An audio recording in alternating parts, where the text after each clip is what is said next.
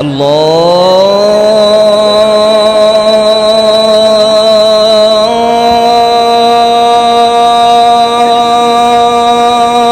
अकबर अल्लाहु अकबर। रमजान काळात उमरा या धार्मिक विधीसाठी महाराष्ट्रातून सौदी अरेबियात गेलेले 50,000 ते 1,00,000 मुस्लिम बांधव अडकले असल्याची भीती राज्य अल्पसंख्याक आयोगाचे अध्यक्ष प्यारे खान यांनी व्यक्त केली। राज्य अल्पसंख्याक आयोगाने यासंदर्भात तातडीने हालचाली सुरू करत सर्वांना सुरक्षित परत आणण्यासाठी मोहीम सुरू केली आहे। यंदा राज्यातील सुमारे 500 टूर ऑपरेटर्सनी उमरा या धार्मिक विधीसाठी यात्रेकरूंना पाठवले असून त्यापैकी केवळ मुंबईतूनच 100हून अधिक ऑपरेटर्स सक्रिय होते, अशी माहिती समोर आली आहे।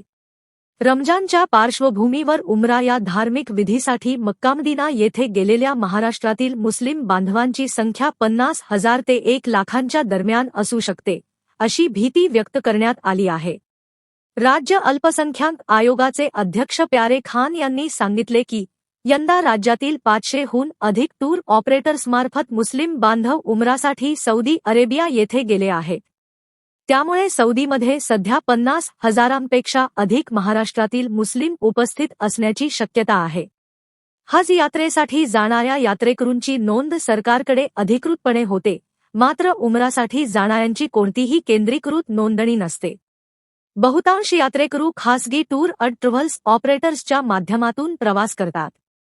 त्यामुळे नेमका आकडा सांगणे कठीण होत असल्याचे आयोगाने स्पष्ट केले।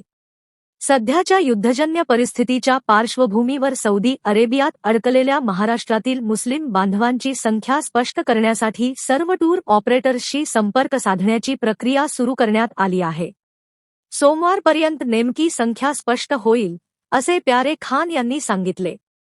यासंदर्भात आयोग राज्य सरकारच्या संपर्कात असून सर्वांना सुरक्षित परत आणण्यासाठी आवश्यक ती मदत करावी, अशी अपेक्षा व्यक्त करण्यात आली आहे।